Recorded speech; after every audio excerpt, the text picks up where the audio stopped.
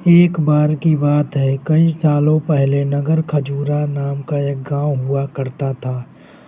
समुद्र के अत्यधिक पास होने के कारण वहां के सभी लोग पानी से जुड़े हुए काम करके अपनी रोजी रोटी कमाते थे।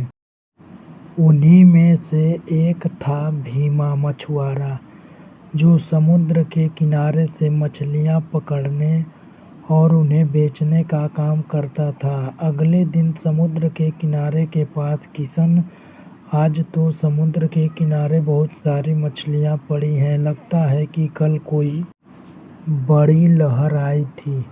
भीमा, लगता है यह हाल है।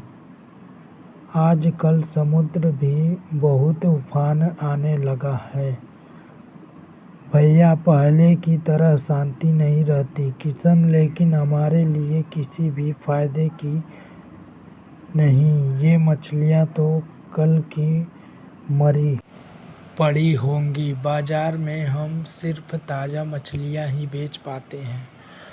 चलो तुम अपना जाल लगाओ, मैं अपना लगाता हूँ। आज का काम शुरू करते हैं। भीमा और किशन दोनों बचपन से ही एक साथ रहते थे। वे एक दूसरे के अच्छे पड़ोसी और दोस्त थे। अब जैसे ही वे दोनों अपने दिन का काम खत्म करके घर लौट रहे थे, रास्ते में कुछ लोग हंसते हुए महेंद्र से कहते हैं। पहला आदमी, अरे भीमा, तुम काम करके इतनी रात को जा रहे हो, ना तुम्हारे कोई औलाद है और ना किसी प्रकार का कोई खर्चा, फिर रात दिन इतना क्यों मेहनत करते हो काम के पीछे? दूसरा आदमी, हाँ हाँ, हमें देखो कितना भी काम कर ले, लेकिन परिवार के खर्चे पूरे नहीं होते। लेकिन संतान होने में सुख तो है। भीमा की शादी को 10 साल हो चुके थे, लेकिन उसे अभी तक कोई औलाद नहीं थी। गांव वालों की ऐसी बातें सुनकर भीमा को बहुत बुरा लगता था, लेकिन फिर भी वह चुप्पी साथे रहता। तभी किशन गुस्से में बोल पड़ता है। किशन, तो इसमें हंसने वाली कौन सी बात है? यह तो भगवान की देन है। अभी नहीं तो क्या हुआ, संतान भी हो जाएगी। लेकिन फिर तुम लोग किसे ताना मारोगे? पहला आदमी, अरे हम तो बस इतना कह रहे थे कि अब बुढ़ापा आ चुका है, इतना तो कमाई कर ही लिए होंगे भीमा भैया, कि बाकी का जीवन सुकून से कट जाए। आजकल तो किसी को सलाह देने का जमाना ही नहीं रहा। दूसरा आदमी, हाँ हाँ हाँ, अगर ये कुछ छोड़ दे तो हम जैसे नए मछुआरे भी कुछ आमदनी करें, लेकिन सारी मछलियां तो ये ले जाते हैं। किशन, तो सीधे सीधे कहो ना, यह बात है भीमा की तरक्की से तुम्हें जलन होती है। उस बात को घुमा फिरा कर कहने की क्या ज़रूरत है? और आइंदा परिवार को बीच में मत लाना इसमें। भीमा, अरे रहने दो किशन, इसमें बहस करने का कोई फ़ायदा नहीं। चलो घर चलते हैं यार, देरी हो रही है। वहाँ से जाते वक्त वसंत सुंदर से कहता है। वसंत, अरे यार, तुम भीमा को इतना नापसंद क्यों करते हो? जब भी उसे देखते हो तो गुस्से से लाल पीले हो जाते हो। सुंदर, अरे कुछ नहीं, बस मैं बचपन में हर चीज़ में इससे अच्छा था। इसके बाप दादा हमारे यहाँ उधार मांगा करते थे और आज देखो सारे गांव के लोग इसकी बात सुनते हैं और हमें कोई पूछता तक नहीं। बसंत, अच्छा तो तुम्हें इसके पैसे से जलन है, समझ गया समझ गया। लेकिन एक बात बताओ, उसके पैसे ना होने से बच्चे का क्या लेना देना?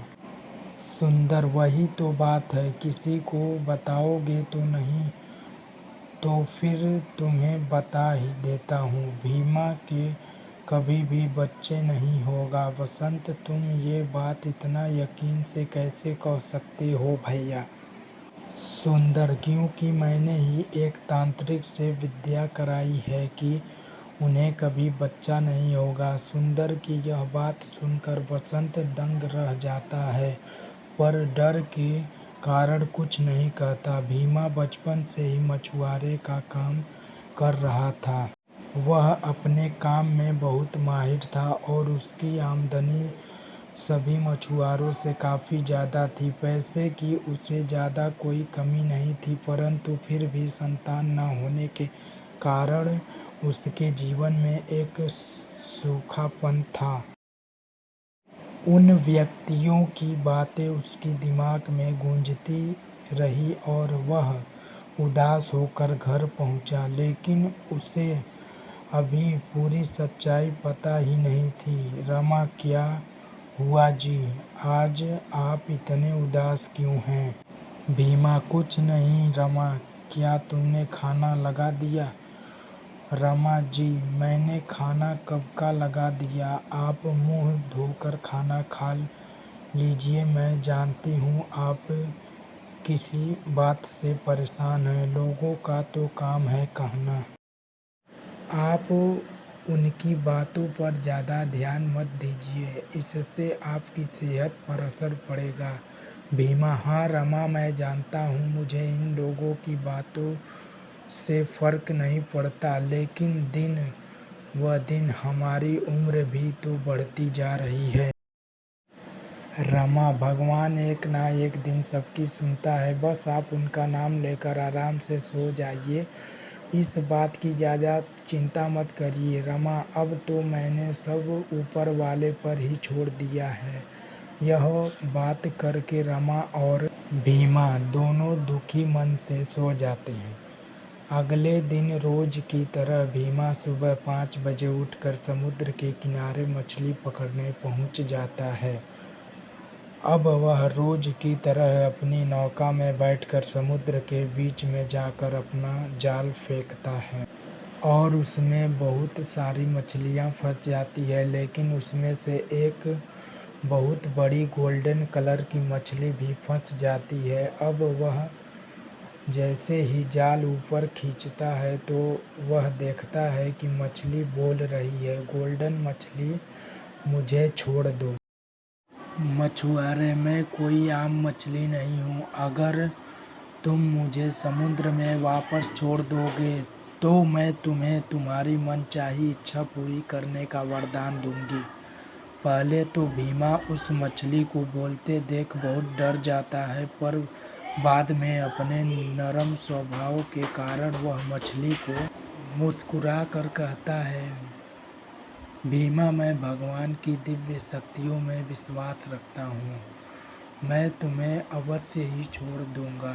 अगर तुम बोल सकती हो तो तुम जरूर इंसानों की ही तरह किसी दूसरे दिव्य दुनिया से हो। इतना कहकर वह उस गोल्डन मछली को समुद्र में वापस छोड़ देता है। उस मछलियों को समुद्र में छोड़ते ही वह देखता है कि मछली एक सुंदर महिला में बदल जाती है। वह सफ़ेद कपड़े पहने समुद्र के बीचों बीच खड़ी हो जाती है और भीमा से कहती है, मछली, मैं समुद्र में रहने वाले जीव जंतुओं की महारानी जल देवी हूँ। मैं गलती से राजमहल से दूर हो गई थी और समुद्र के किनारे आ गई थी। मैं तुम्हारी सुंदरता से बहुत प्रसन्न हूँ। बताओ, तुम मुझसे क्या मांगना चाहोगे? धन दौलत मकान, जो तुम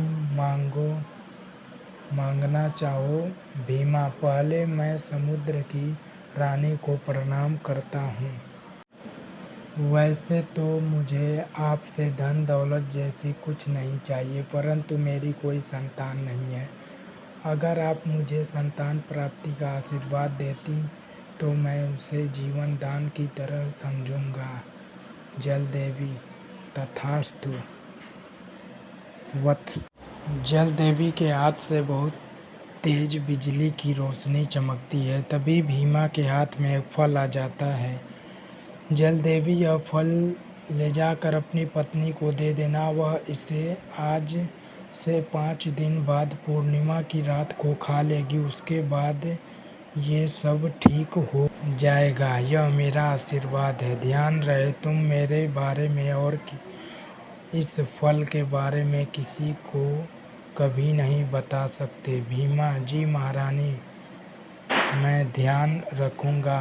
मैं अपनी पूरी कोशिश करूँगा कि मैं आपका सच गलती से भी किसी के सामने ना बोलूँ।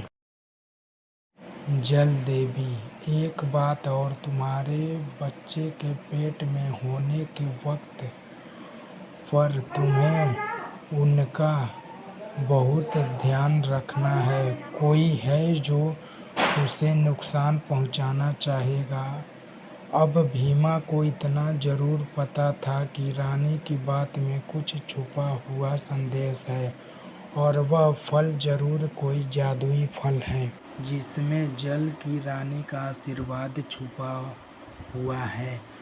वह खुशी के मारे जल्दी जल्दी कदम बढ़ाकर अपने घर चला जाता है। जाते हुए रास्ते में वह सोचता है, भीमा, यह जरूर भगवान का ही कोई संकेत है। और यह सोचते सोचते उसकी आंखों में आंसू आ जाते हैं। भीमा, रमा, देखो मैं तुम्हारे लिए क्या लेकर आया हूँ। रमा, क्या हुआ? क्यों इतना चिल्ला रहे हो? भीमा, देखो मुझे आज क्या मिला। मैं रास्ते में जब घर जा रहा था तो एक बूढ़े बाबा ने आशीर्वाद में मुझे एक फल दिया और बोला कि इसे तुम्हें दे दूं। रमा, अच्छा इधर लाओ, मुझे दे दो। पर इसमें इतना खुश होने की बात क्या है? रमा बिना सारी सच्चाई जाने उस फल को आराम से खा लेती है और उसे खाते हुए भीमा की आंखों में नमी और अपने भविष्य का आशा झलक पड़ती है। ठीक महारानी के कहे अनुसार उसने रमा को कुछ नहीं बताया। 2 महीने बाद रमा को अचानक से चक्कर और उल्टी जैसा महसूस होने लगा।